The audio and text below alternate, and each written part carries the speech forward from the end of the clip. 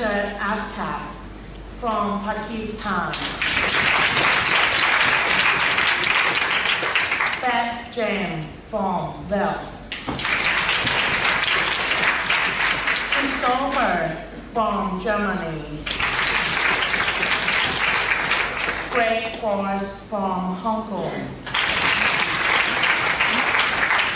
Kit from Philippines. Nick Salmon from Australia. In proposition for this debate, we have the team from Canada. The first speaker is Ronnie Wayne. The second speaker is Rami Krimin. And the third speaker is Bambon Begaban.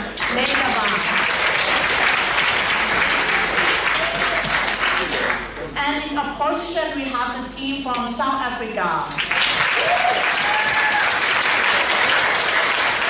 The first speaker is Josh Bloomberg. The second speaker is Sadia Mayet. And the third speaker is Sam Musker. The motion for this debate is the House believes that drone strikes are a legitimate tool of foreign policy. It gives me great pleasure to invite the first speaker for the proposition team to open the debate. Please welcome Rory.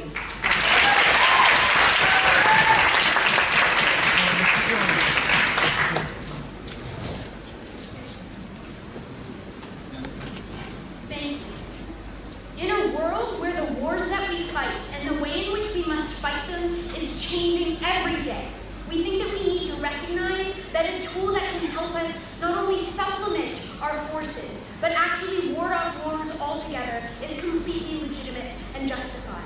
And it is on that basis that we are extremely proud to propose a resolution that this House believes that drone strikes are a legitimate tool of foreign policy. Before I get into our first three ideas, I'd like to set out our model and what we mean by this debate. So this House is the international community.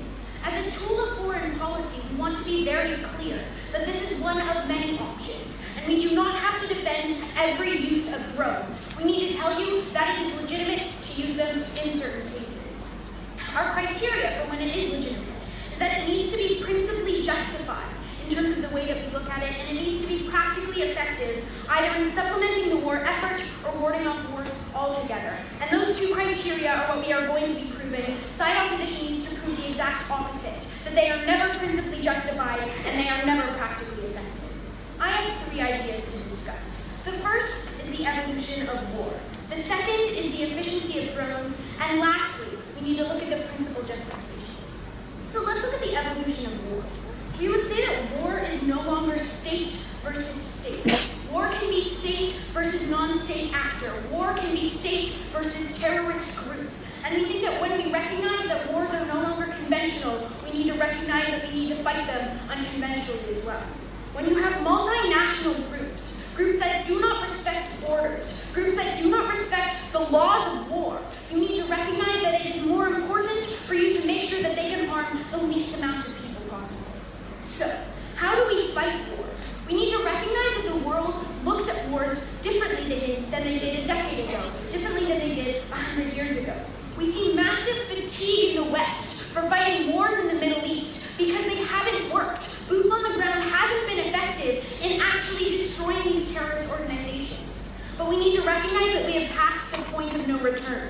They aren't going to leave us alone. They aren't going to abandon the fight. We need to make sure that we fight them back just as hard. Please tell me why we should. After 10 years in Pakistan, drones have killed 3,000 civilians and made almost no inroads into taking down the Taliban.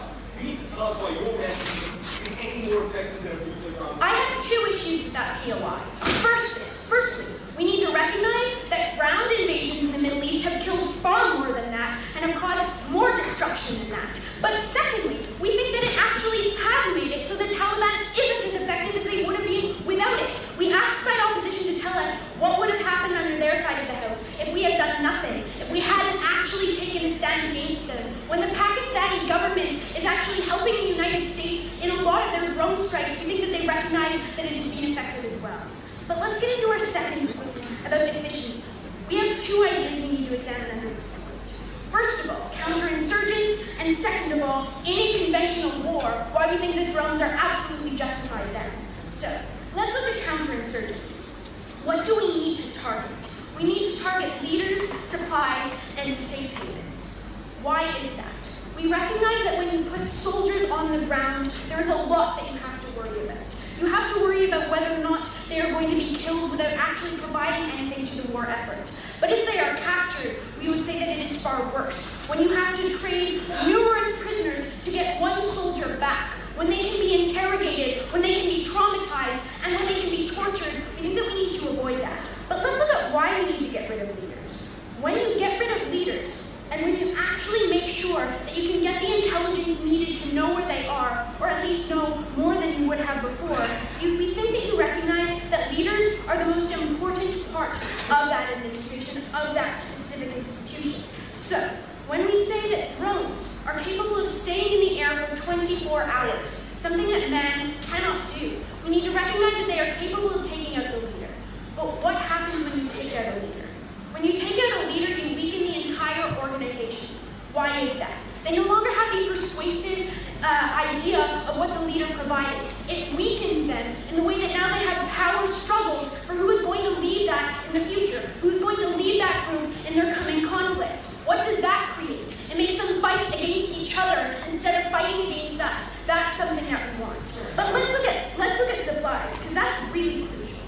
Supplies are crucial to do attacks, but also crucial to keep recruits. You can recruit people by saying, look at all of the guns that we have that we got from boots on the ground invasions. Look at all of the guns that we can provide you with, because we think that that is what makes people feel like they are mobilized enough to fight. If we attack that, they are no longer capable of attacking us or the country in which they operate, and we think that we can protect them as well.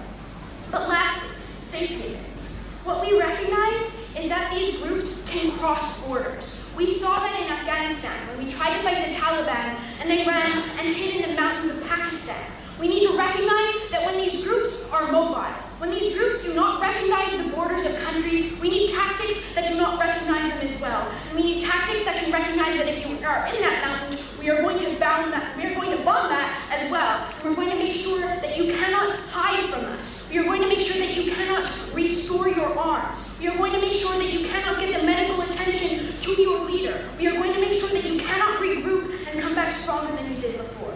But in a conventional war, we think it is quite clear that these drone strikes are needed. In a war, when you are fighting against another group, we think that it is important to recognize that you need to make sure that you are protecting the people who are fighting the most, supplementing the war effort, and weakening those forces so that it is easier to win that war. When we would say that drones are far more accurate than any type of bombing that we have, any type of any other warfare, when you can have surveillance drones, when you can target where it is, and when you have somebody who can actually get second opinions on when they are going to shoot, that is when you get accuracy. That is when you supplement the war effort in an extremely beneficial way. But let's look at principal justification. We need to look at protecting soldiers, and then we need to look at sovereignty. So let's look at protecting soldiers. When a soldier is entrusting the administration to protect them to the best of their abilities, we need to uphold that. We need to uphold the idea that these men and women are putting their lives on the line to protect us, and we have an obligation to protect them in return. We cannot put their lives on the line for nothing. When a drone would have been just as effective, when a drone would have killed the people that we were sending them in to kill as well. We think that when you have people coming back home with post-traumatic stress disorder, lack of limbs, you need to make sure that that was not in vain. You need to make sure that you did not risk that without any necessity. But let's look at sovereignty. This is a global problem. We have a global answer. You do not need to respect sovereignty when it harms the global community as a whole. But secondly, we would say that governments are either complicit or incapable of dealing with these terrorist organizations. If they are complicit, like what happened in Afghanistan with the terrorist groups, you need to recognize that that government isn't going to do anything, so now you have to. Now the international community has an obligation to do that. But if they are incapable, how can we expect them to actually fight this terrorist group, to protect the world and even their own people. We saw that when the Pakistani government recognized they were capable and had help. We on Side Proposition believe that we stand for a side that is completely justified, but also more practically effective. We beg to propose.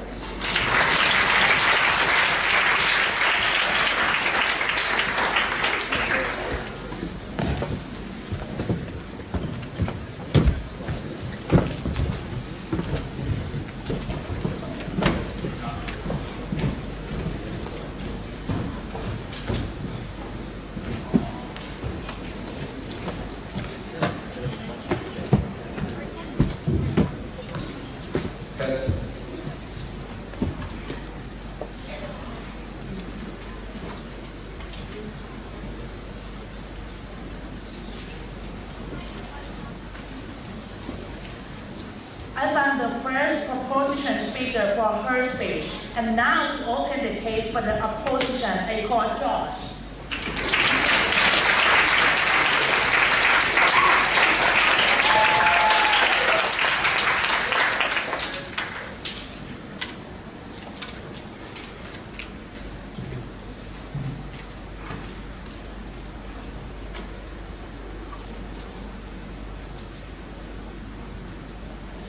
Drones rain fire and death on the civilians of Pakistan and Gaza. To these people, they are as real as any other form of threatening mechanism.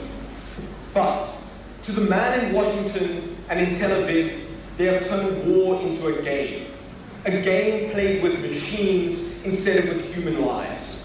Today, Team South Africa is going to tell you that we can achieve the benefits of an intervention through other mechanisms, that Canada has brought you a poor case for the benefits of drones as a unique tool for foreign policy. And then we're going to extend our case by telling you that what drones do bring is a bunch of harms that no other mechanism does. That they lead to more interventions of an illegitimate nature, and that when we do intervene, they are much more pernicious, much more violent, and much more gruesome. Ladies and gentlemen, we're going to take this debate. So, I'm going to be showing you that we get more illegitimate interventions, and that when we do intervene, they are more damaging and more harmful. My second speaker is then going to be telling you that in the long term, drone warfare is significantly worse for the end goals of our foreign policy. Now, before I do this, I want to do some contextual setup, because just saying this debate about efficacy and legitimacy isn't exactly fulfilling their role as side proposition. Let's get some nuance going today. Firstly, we need to look at the way drones are used, and we say it's specifically in interventions. They are never defensively used, but rather to facilitate military interventions into other countries, usually with the aim of promoting some kind of interest for that country's people. We're going to get rid of the terrorists for you, we're going to get rid of the rebels for you, using our drones. But what we need to ask is, when we're considering this kind of interventionary foreign policy, what is legitimate? What are we really focused on with this intervention? And we tell you that it's about the people of that country, and that that's what we've got to be focused on in today's debate. Firstly, that is the stated aim of these interventions, to protect the people of Pakistan, but also because let's look at some principled analysis which they've just failed to give us. We tell you that A, there's a hegemonic obligation, that countries like the United States and France, when intervening, have massive power and are acting as protective extra-governmental bodies. We tell you this means they've got a responsibility to protect the people in those nations. But secondly, we tell you that there's a specific moral responsibility we have to engage with. Because Canada is going to lose this debate by saying drones work. Because nuclear devices work and chemical weapons work. Humanity recognizes that the goal of an intervention is to minimize civilian casualty while reaching the end goal of your product. That means that if they just say drones are effective, they're going to need to stand up in the next speech and justify why we don't use chemical weapons to eradicate 20,000 people in Gaza, or rather 20 million people in Gaza. But lastly, we've got to tell you that we've got to look at the way up of today's debate. But to say that side proposition is also going to defend the full range of alternatives. We tell you that we would use political tools, we would use strike teams and specifically targeted interventions, and then maybe we would use boots-on-the-ground intervention. But we have to be very clear about the burdens in today's debate. Because we don't have to defend a military intervention by troops. We can think that that's also bad. What we need to question is whether drones themselves are a particularly pernicious mechanism, whether drones themselves are too damaging to accept, and thus whether they should be excluded from our arsenal. That's exactly what we're going to do in today's debate. So now, before I move on to my substantive matter, let me address some rebuttal. And here the first and main point I'm going to address is their efficacy analysis. What am I going to conclude? I'm going to tell you that the benefits they've brought about can be achieved through other mechanisms, and thus, when I prove the harm to my substantive matter, we can safely exclude this particularly harmful and unnecessary mechanism from our arsenal. But then to show you that there was some kind of benefits unique to drones and not just to any other kind of military intervention. So, firstly, tell you drones stay in the sky for 24 hours at a time. Great. Use them for that. Use them to gather intel. Don't use them as the people who actually send the missiles. Completely non-inherent. Secondly, they tell you that we take out leaders. Awesome. Taking out leaders is a great strategy, but when we took out Osama bin Laden, it was with a group of men with guns, not a drone, and again, not inherent. Third, they tell you that supplies are a problem. So they didn't really make analysis here. We think what they tried to tell you is that when we put military troops on the ground, we expose the potential for militants to steal our weapons. Don't let them steal your weapons, for God's sake. That isn't a harm inherent to military interventions. Moreover, we tell you that we don't think that really happens ever unless you're the United States and not properly removing your arms afterwards. That's just silly. Rebels buy their guns from the black market, not stealing them from invading arms. And then they tell you that there's movement and that's a problem. Okay, so if you're moving across countries, firstly, why use drones? Why not use long-range F-16s? We don't think there's a difference. But secondly, we need to tell you that that isn't just an argument. Because how many countries are we going to intervene in? If drones can move everywhere, are they just going to bomb a bunch of countries in the Middle East and say that's okay? We think they're going to do more to justify that. Then their principled analysis was basically just like, we've got to protect our soldiers. Great, but we don't protect our soldiers at the cost of civilian damage. So if we can show you damage, that's not an argument either, because the best way to protect our soldiers would just be to nuke these people, because that would lead to absolutely no deaths and no risk. So now let me move on to my substantive matter in this debate. The first thing we're going to tell you is that we get significantly more interventions when we use drones. So, drones are very much cheaper and less damaging. And this is an analysis they forgot to make, but I'm going to make it for them anyway. Because they cost a tenth of an F-16 plane, and there's no cost for a mobilization of soldiers who cost soldiers' lives. Why is this bad? Because it increases poor interventions in the parts of countries. A, we get self-interest interventions. When there's some kind of marginal gain, for example, oil for the United States or something else, whereas before it wasn't justified, it would cost you $40 million or $40 billion, now it is, because you only have to use your cheap drone program. But plus, we get a lack of proper consideration and care. Whereas before, to mobilize the troops, you have to say, are we actually going to win this conflict? Are we actually going to make a difference, or are we just going to kill people? Now you don't have to do that. We think that what happens is countries skip over all other processes. They go straight to an intervention before trying negotiation because it's so easy to do so, but they also plan improperly. They don't think about whether it will actually work because it's got almost no cost to them when it goes wrong. Plus, we tell you that the way drones are used in the real world is that they are kept secret. And this is something we're going to have to deal with. We tell you that when you don't have to put drones in your Congress budget speech because they're so cheap, we tell you that when you don't have to keep it secret because you're not mobilizing 40,000 people, but rather 14 people in a room in Washington, it's very easy to keep them completely secret. This means the moral electorate isn't able to stop bad interventions from happening, and when interventions go horribly wrong, like in Pakistan, they're kept secret for like 8-9 years before the population finds out and actually holds Obama accountable. We get much less protection in this space. I'm not going to take you, man. Then we look at the specific harms of drone programs and why they just aren't working in today's world. And firstly, we tell you there's a decreasing marginal utility. That the problem with drones is that people just learn to hide in caves and then they're useless. Why? Because they're unadaptable. Unlike ground troops, you can enter through different mechanisms, use helicopters or the ocean, travel in large teams or small teams. Drones are always from the air, drones are always armed with missiles. They are much less effective because people very quickly learn how to move away from them. But also, drones are much more harmful. And we tell you that because drones are slow and not fast, they must attack from kilometers above the ground. That means that they're less accurate than an F-16, which can fly in at 200 meters and actually see where the problem is. But secondly, they only have one type of ordnance, and that is gigantic bombs that destroy 40 houses. Because unlike ground troops and unlike specific planes, which can have machine guns, drones drop hellfire missiles. Drones drop munitions that spread shrapnel and spread death in ranges of 100 meters. These are not specific tools. These are not things that we can possibly defend in today's debate. Ladies and gentlemen, because all of the benefits are non-inherent, because we've clearly shown you that we get more interventions and we get worse interventions, we are going to win this debate. I am proud to oppose.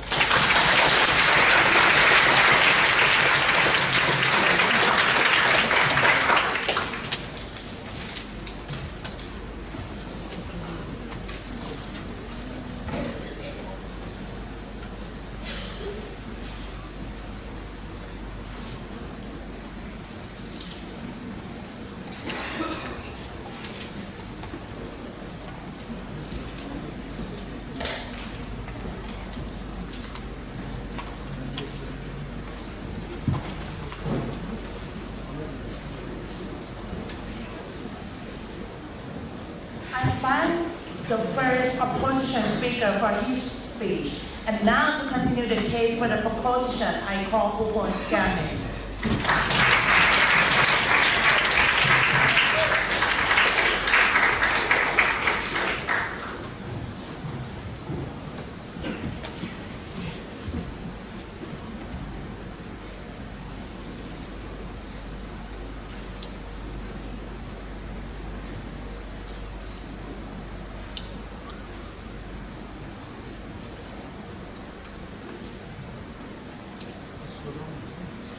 Ladies and gentlemen, the nature of war is one that is changing in the global community.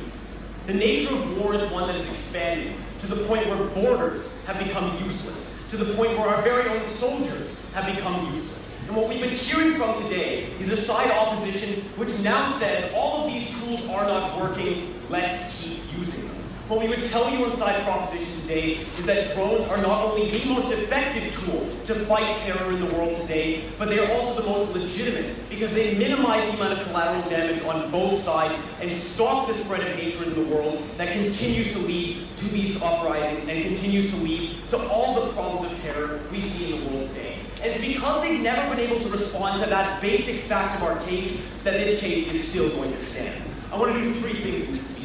Firstly, let's run through what we've been hearing out of the op bench as a whole and show why there's a lot of flaws in our argumentation. Secondly, go into Cyril and Rory's points, and then we'll move into our final constructive argument, talking about how this actually benefits our foreign policy objectives. But first of all, what did we get out of the opposition bench? Because the answer is quite little. What we first of all hear from them is the idea that this will lead to illegitimate intervention because drones are cheap. I don't think the United States military really is that, unequipped without them. I don't think that has anything to do with their ability to mobilize military force. What we would say, second of all, no thank you, is that when it comes to the secrecy of these missions, they basically said that because we don't have to tell the public we're paying for them, they somehow are illegitimate. The United States military, or any military for that matter, does not have to confirm every operation with the public. They don't have to share military details with people. So if that really is their issue, that's a problem with military policy as a whole, and something that they need to fix. But beyond that, what they try to tell us is that there is a specific harm. What we would tell you today is that they were never able to prove that, because the only real lines of analysis we got there is that they only have one form of weapon in their arsenal, which isn't even true. They have multiple kinds of bombs and multiple kinds of guns they use, so that's not really an issue. But beyond that, what we would say is when they try to take a stance on this and say that soldiers can do it better, I think that's an incredible harm on their side. Not only do you then expose your side to all of the problems that we've seen with our own ground invasions, but beyond that, you make it more likely that the kinds of hatred that are breeding terrorism are going to continue. When we have it, when soldiers go into Fallujah and burn corpses facing Mecca, it's far more likely that they are going to continue their actions against us. When we go into Vietnam and we create massacres of people that did not need to happen, it's far more likely that that campaign will continue. No thank you. The only thing then that they try to say is that while they're slower, let's make them faster. I don't understand why that, at the heart of the issue, makes them an illegitimate tactic. Just because they can be made better, that simply is a way for us to push our side.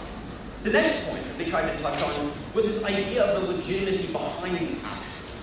And this is something that we got quite confused with on our side. Because basically the only line of analysis we get out of their side is the fact that there's basically a problem with border crossing and this sort of stuff. What we would tell you today is that the nature of war is one that is evolving, and one that we actually have no ability to fight as it currently stands. So with all that in mind, let's talk about what we didn't get responses from on our opposition today. No thank you. Rory talked to you a lot about the evolution of war and the problems that are occurring now. And not only is this following that trend of distancing ourselves from the conflict, but beyond that, no thank you, is the fact that basically we cannot fight these needs with conventional warfare. Rory talked to you a lot about the problems with the fact when people can retreat into Pakistan out of Iraq and we can't go and get them, it allows them to further mobilize. No response out of the opposition bench. No thank you. We talked to you a lot about efficiency, and the only response we get out of the op bench is then why don't you just nuke them?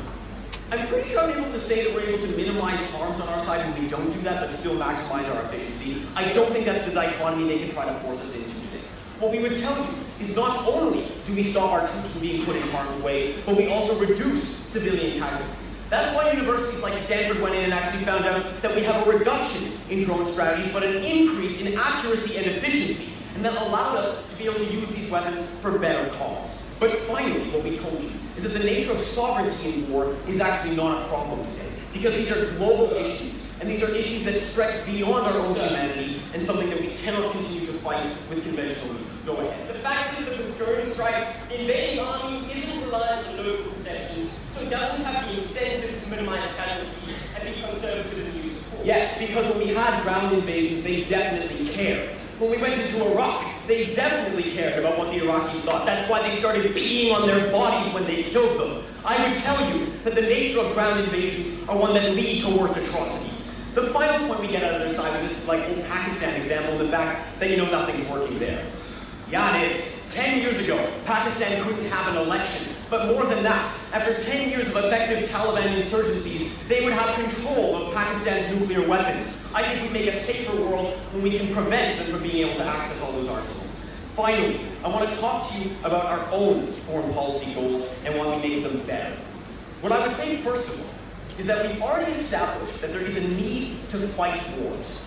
But more than that, there's a need to fight wars well and properly.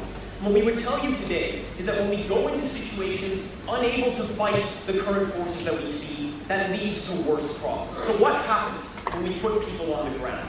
That is what leads to situations where they have to see the horrors of war, when our soldiers have to be exposed to the stresses of war, where they have to see their comrades die in a muddy country that they don't care about. That leads to them having massive levels of PTSD, that leads to them being further entrenched in the war effort. This breeds a massive level of hatred for the country they're in, a massive level of hatred for the people that we are so trying to protect. What we would tell you is when you go into these situations with ground forces specifically, or any kind of a sting operation, that basically leads to a situation where our own soldiers lose their basic sense of humanity, where they stop caring about both sides. What happens when that's the case? We would say that soldiers then go into a war with a sense of hatred. That makes it more likely that random acts of injustice will occur. That we will have situations like in Fallujah, where corpses were defecated, like situations in Afghanistan, where they burned Qurans in front of an entire Muslim population as a way of saying, screw you. We would say that the nature of these conflicts are one that further entrench hatred in our side. When this happens, what we basically think this leads to is that, first of all, on a basic level, we have to prevent these atrocities at all standards. But beyond that, what we would say is that this leads to better conduct in war, and therefore better reception of war.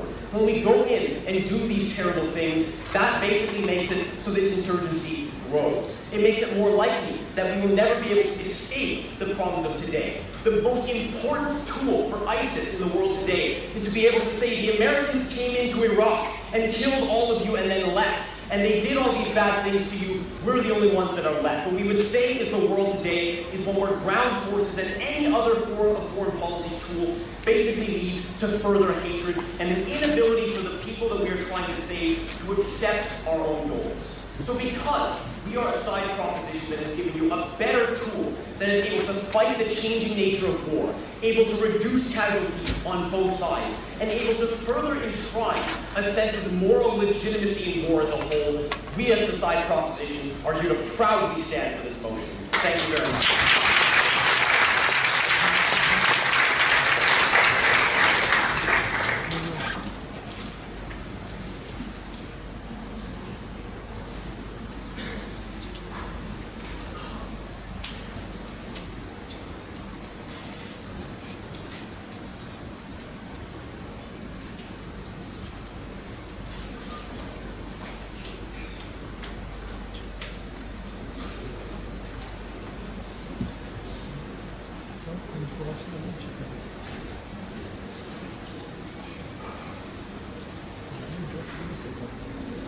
I find the second proposition speaker for his speech. And now to continue the case for the opposition, I call upon Sadiya.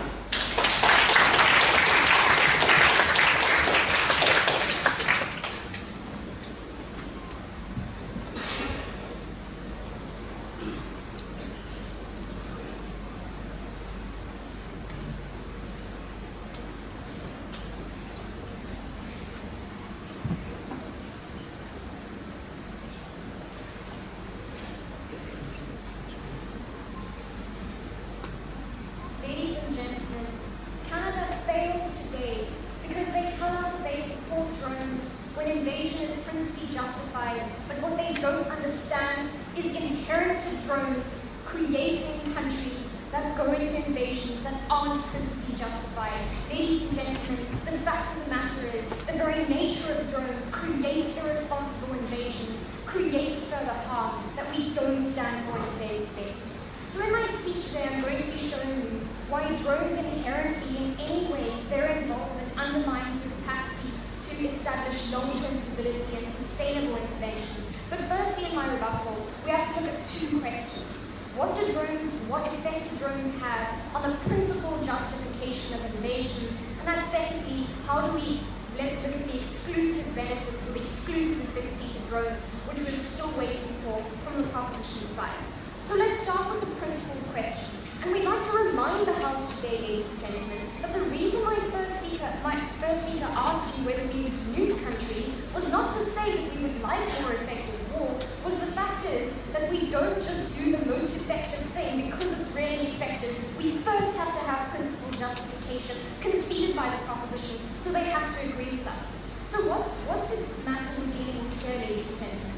It's that the proposition doesn't understand that drones inherently undermine the cost way up that countries make when they decide whether or not to invade. We're not operating in a world where every terrorist is objectively bad or every person the USA points at is definitely bad. So what does this mean, ladies and gentlemen? It means that when drones are in the way up, comparatively, they cost so much less. It's a pack of 6 jets and 50 people going in versus 3 drones, which on a comparative are much, much less in cost. And yes, it means less cost in human life in terms of soldiers, but that cost of human life in terms of soldiers is particularly important because it means that countries don't just run into other countries and do whatever they want because they have to take into account the loss of life of soldiers. Furthermore, ladies and gentlemen, inherent to drones is that they can be kept secret.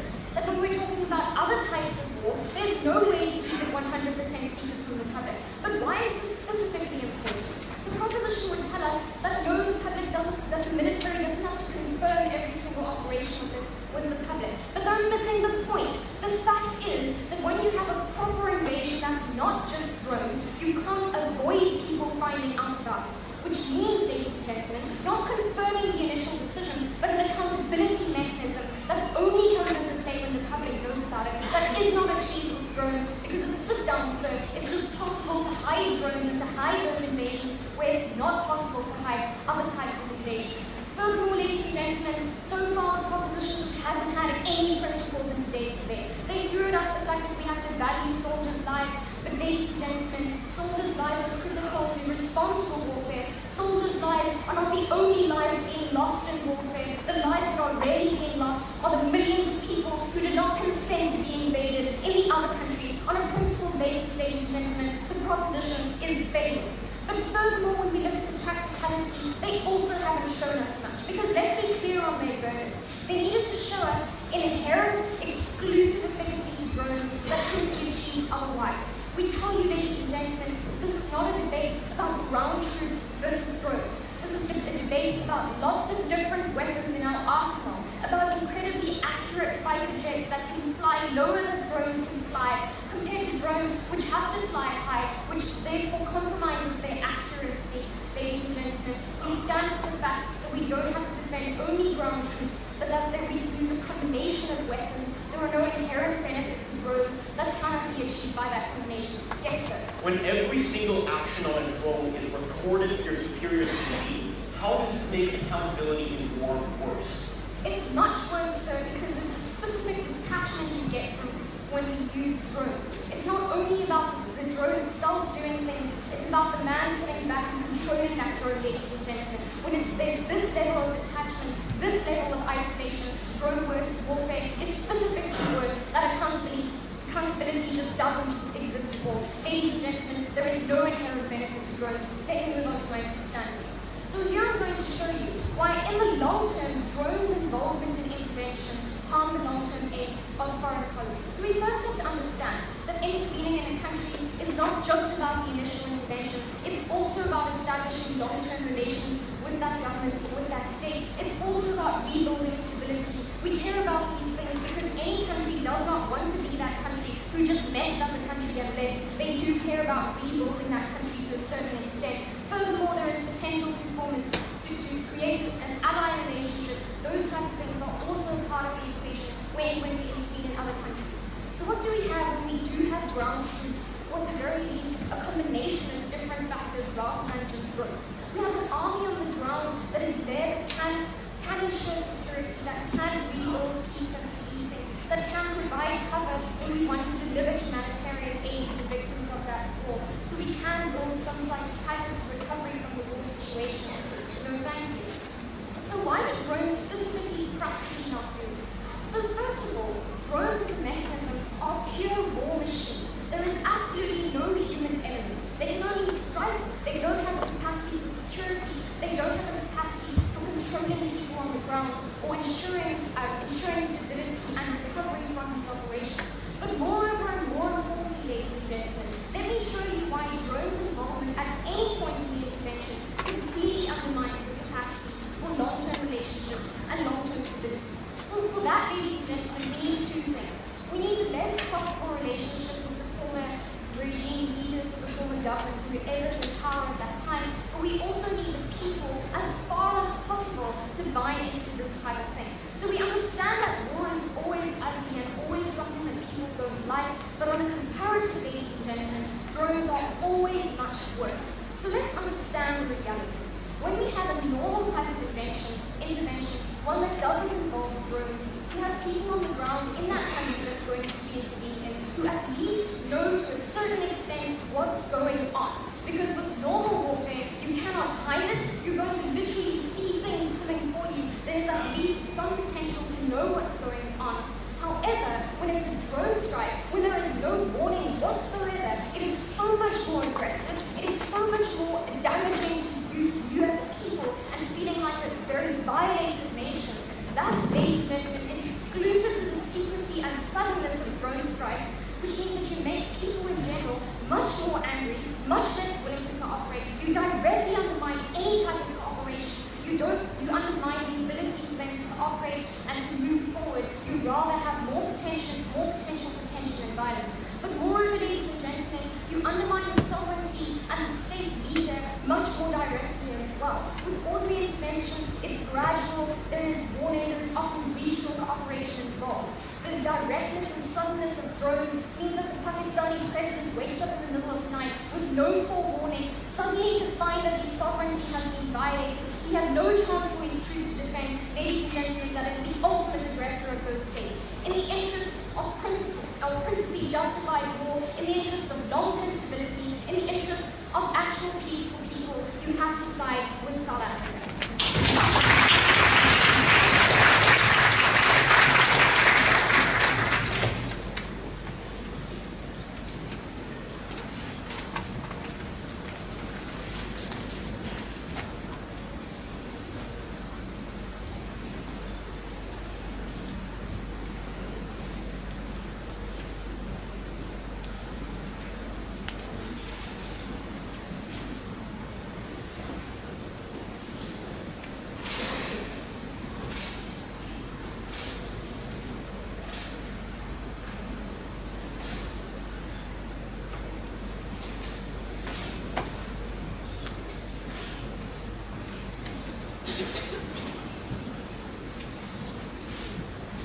I thank the second opposition speaker for her speech. And now to continue the case for the opposition, I call upon Baymon.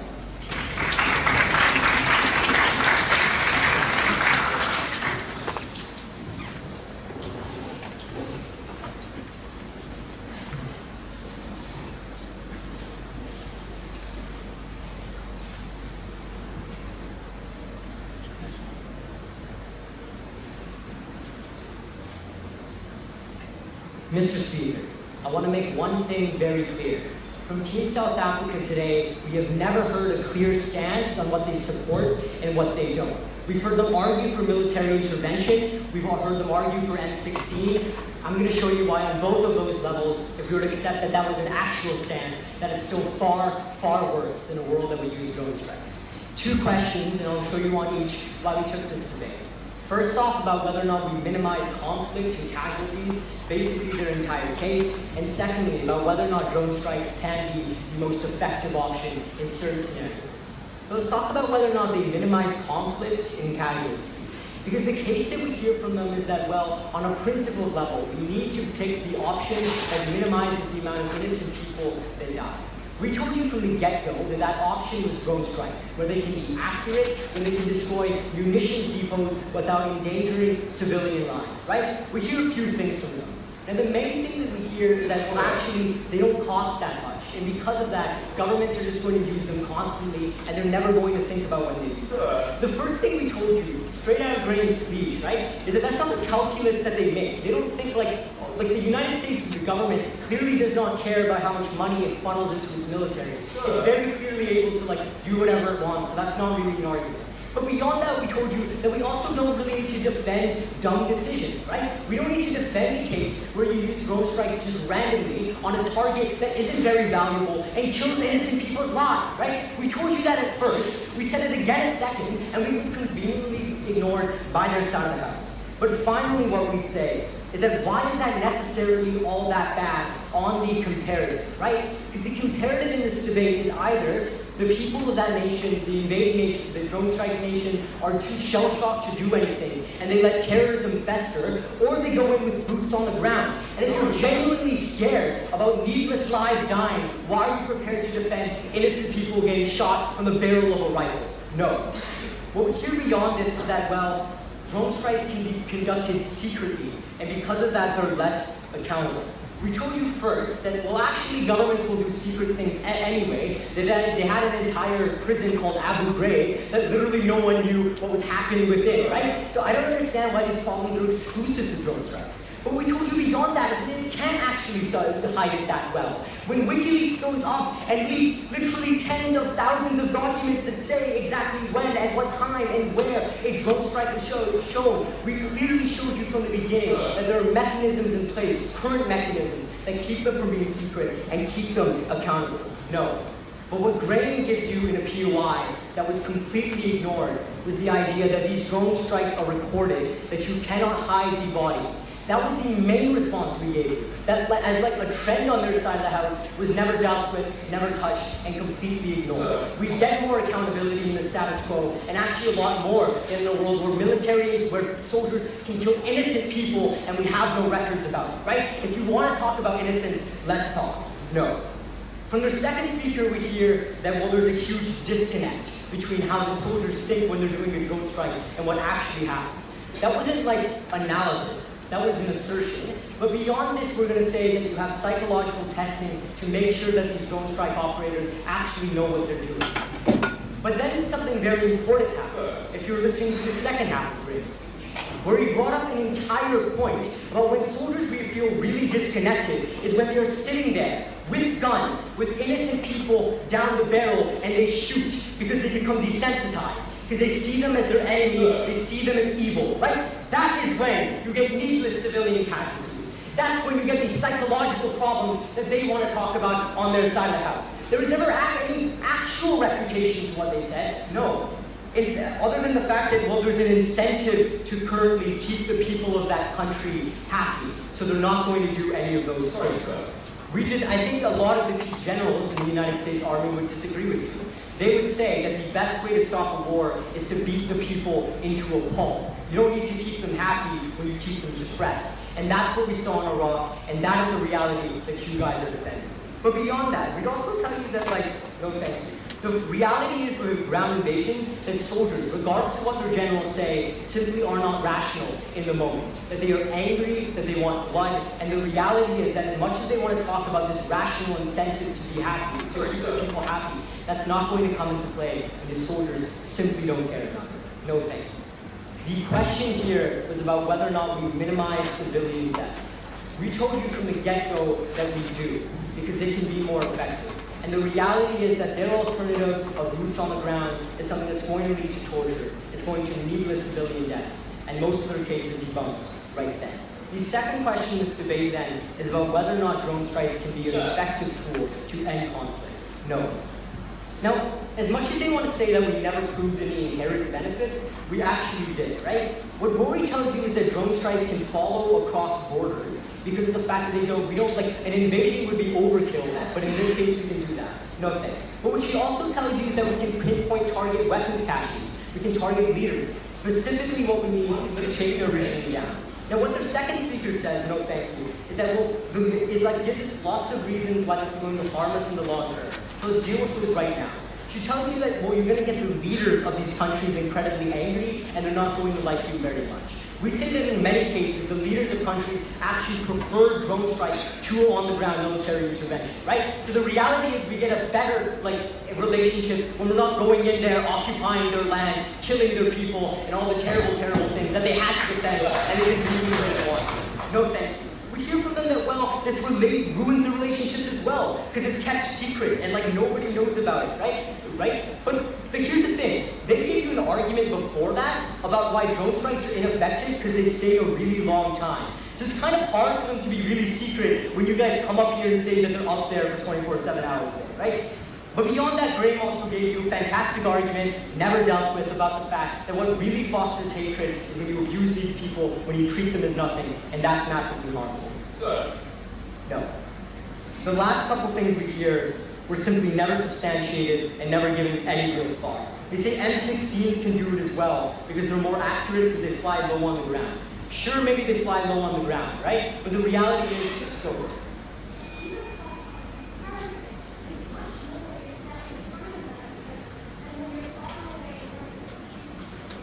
No, not when you are psychologically damaged and you desperately want to kill them because of the enemy. So, they say that M16s will fly low to the ground, and that's going to be fantastic. It doesn't really matter that they're flying low to the ground when their bombs are bigger, when they get more shrapnel, and they destroy more things, right? So that's not really the thing. After that, they say that, we took out Bin Laden with men as well. Ray gave you literally 4 reasons why going in, boots on the ground, is an awful idea, even if it's a pinpoint operation. He tells you good luck getting it to happen politically, if it's going to happen at all. After all of these problems we've seen in history, there's no one that's going to support this. But she also tells you that if you want to talk about civilian casualties, that's when they're most prevalent. He tells you that they can't follow borders, which is an exclusive benefit we gave you on our side of the house that was never talked about. And finally, he tells you that the people are going to be far more angry when you put your troops into that country and we destroy them that way. Take 2 things away from this debate. First, that the best way to keep people alive, innocent people alive, is with a pinpoint drone strike that we give you. But also that we get better long-term stability. We retain a relationship with these leaders, and beyond that, we destroy the munitions and everything these terrorist groups need. On all those bases, we're proud to propose. Thank you.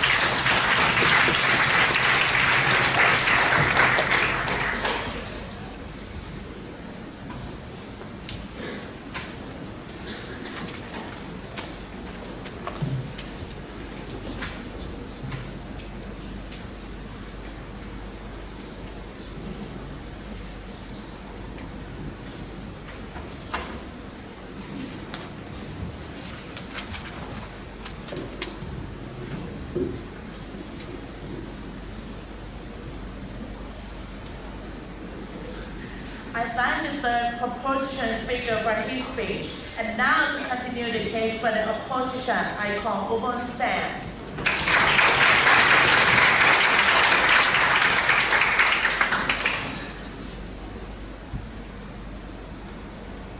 Drones make war into nothing more than a game of chess.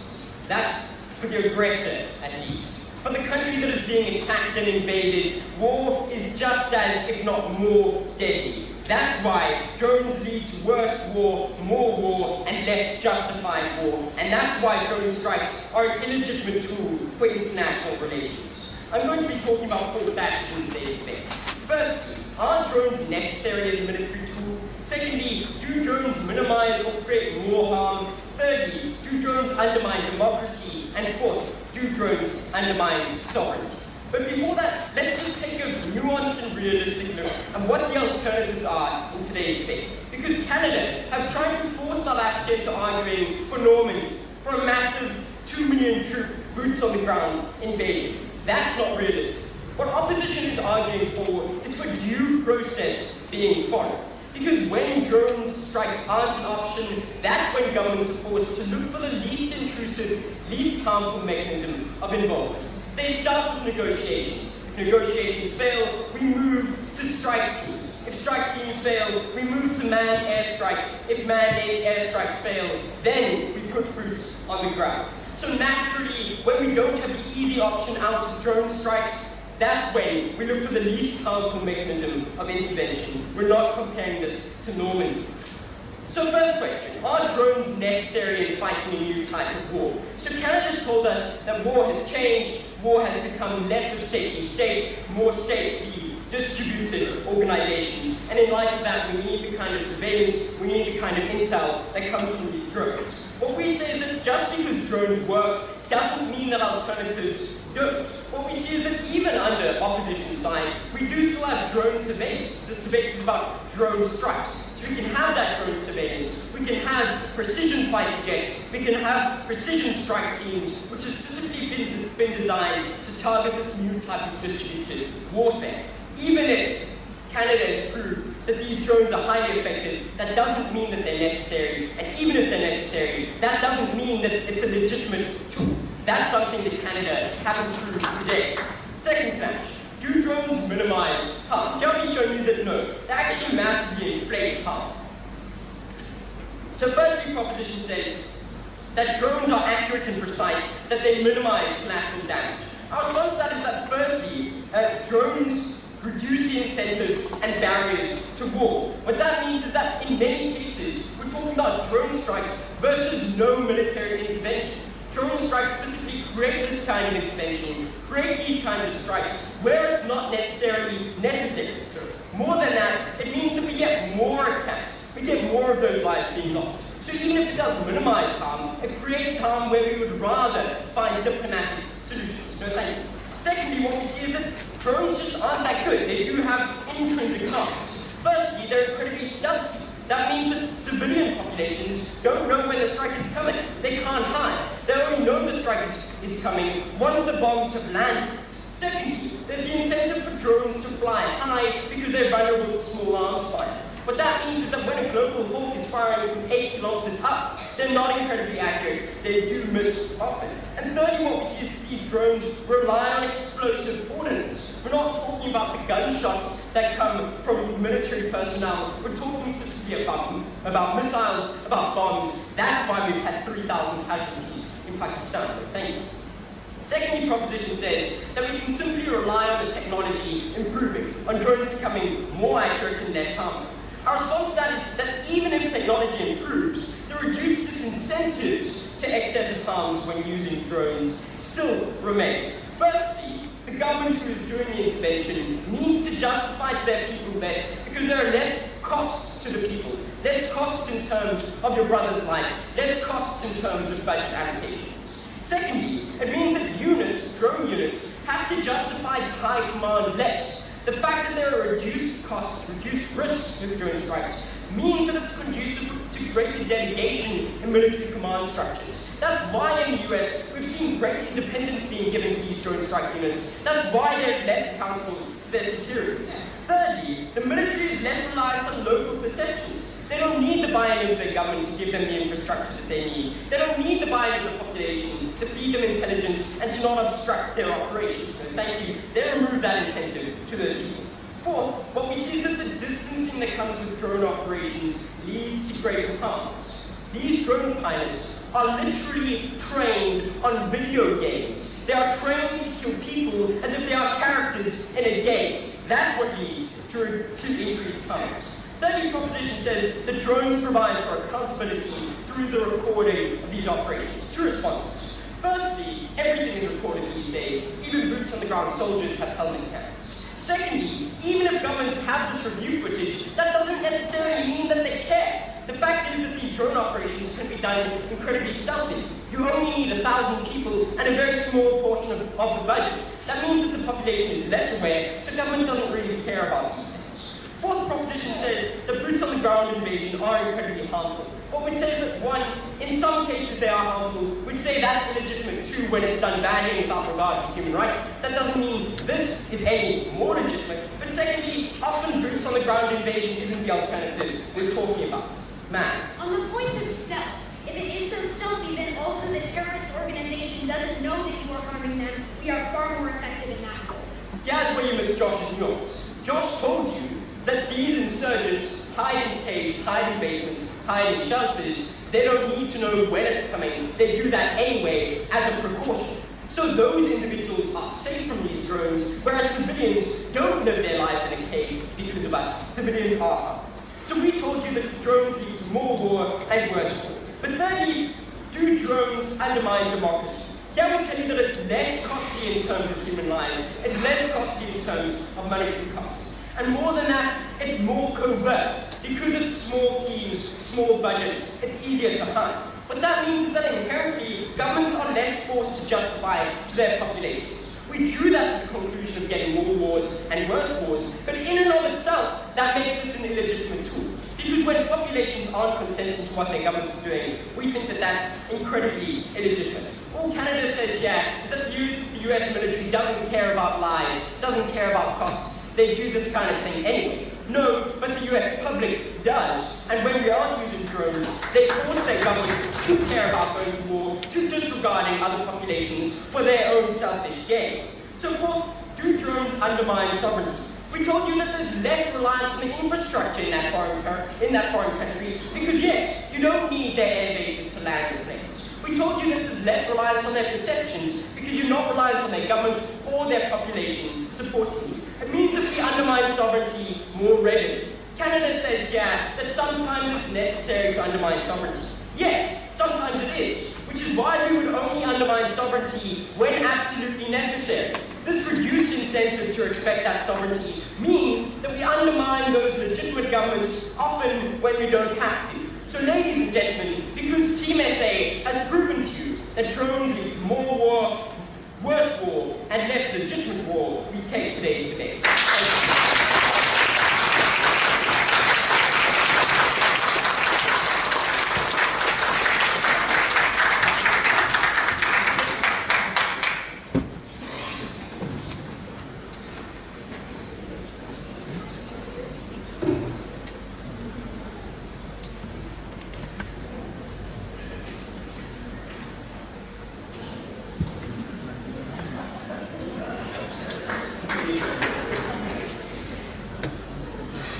I thank the third opposition speaker for his speech. We now move to the team forming concluding reply speech. To deliver the opposition's reply speech, I call upon Josh.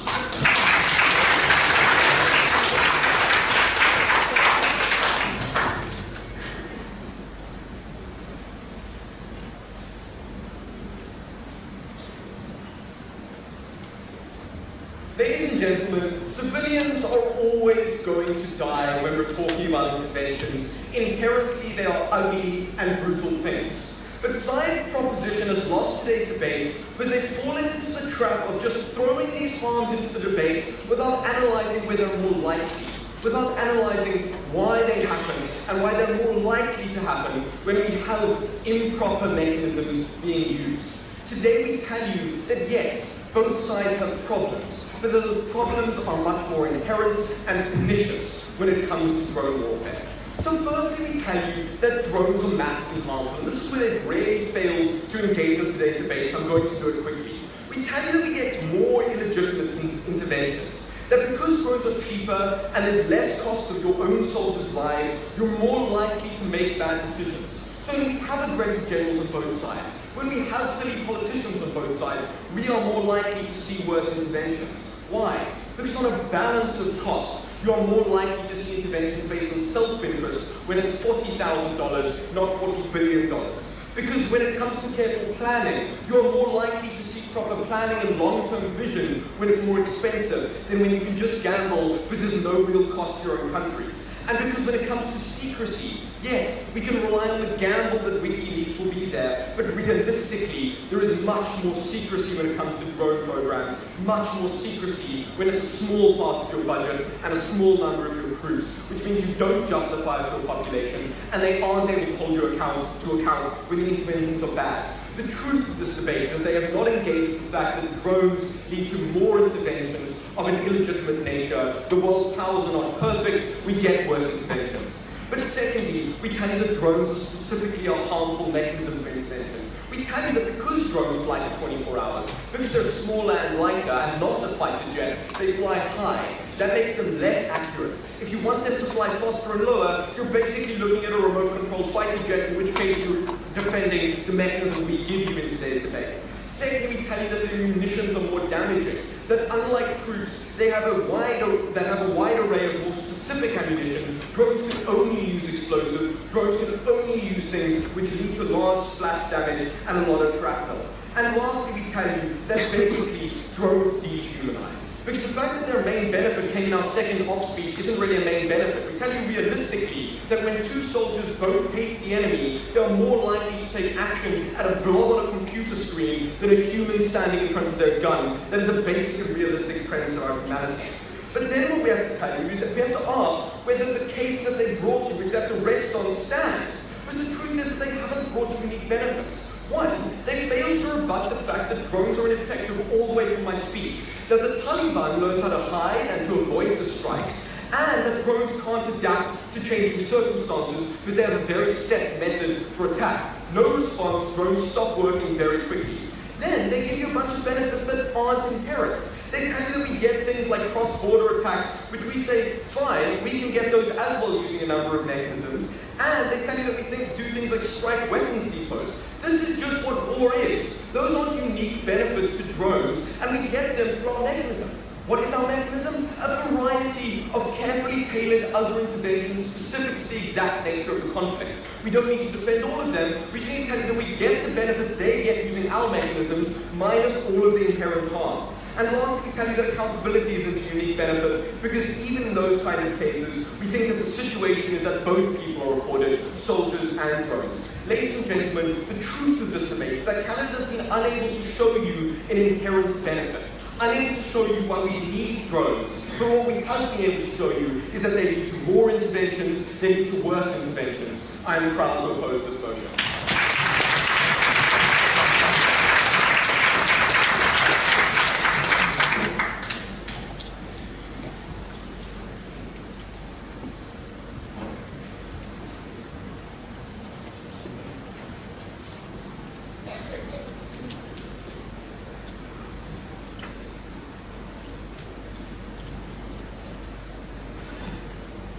And now, to conclude the case for the proposition and the debate as a whole, I call open drawing.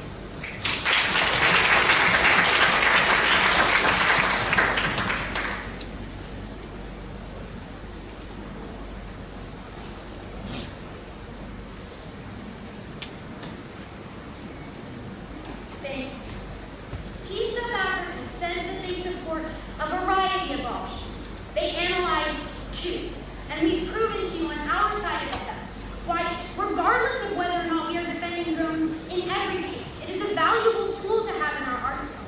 It is a valuable option to have. They never actually proved to you why all of the harms they talked about meant that we cannot use it in specific circumstances, which is why I am still completely proud to propose.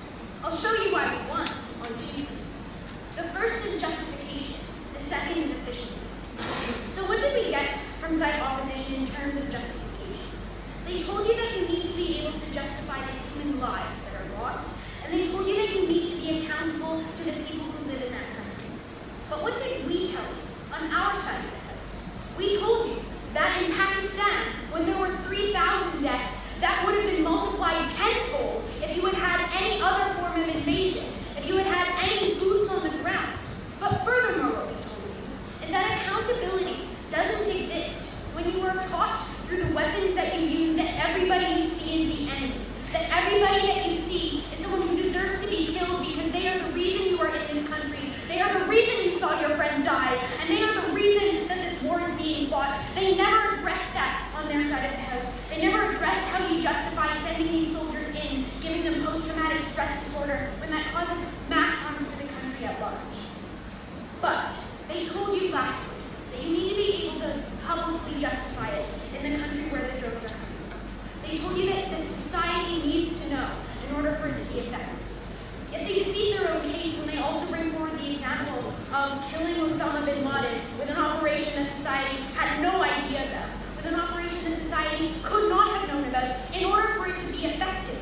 They never told you why efficacy means that society needs to know about it. But furthermore, what we told you on our side of the house is that governments, not only where the drones are coming from, but where the drones are landing, prefer drone strikes to any other form of invasion, to even leaving the problem be. They do not want you to let the terrorist organization win. They do not want you to come in boots on the ground. They told you that drones are the most effective way other than that. Furthermore, even if the decisions that our politicians are making are silly, even if that is the case, would you rather the decision that they make be made and then there is a boots in the ground invasion, or would you rather them make a silly invasion with a drone strike that has far less casualties than any example that they've been able to provide you about people on the ground? We think we want justification. But let's look at efficiency, because we find this quite funny. The only thing that they were able to bring up to combat drones were fighter jets that were remote controlled. That's a drone. That's what drones are. Furthermore, what we would say is that when they advocate for jets, they're advocating for the disconnect. When they advocate for tanks, they are advocating for the disconnect. That's just a fact of war. But furthermore, what we told you on our side of the house is that you get more legitimate tactics when you have to justify them to your superior who looks at that tape. They told you that they don't care about the tape. Why not? What we told you on our side of the house is that you get an inherent benefit of drones, when drones are the least likely to cause casualties that we've seen under our side of the house. They were never able to provide you with a type of warfare that has provided fewer casualties other than no warfare at all, which we think is an equally bad option.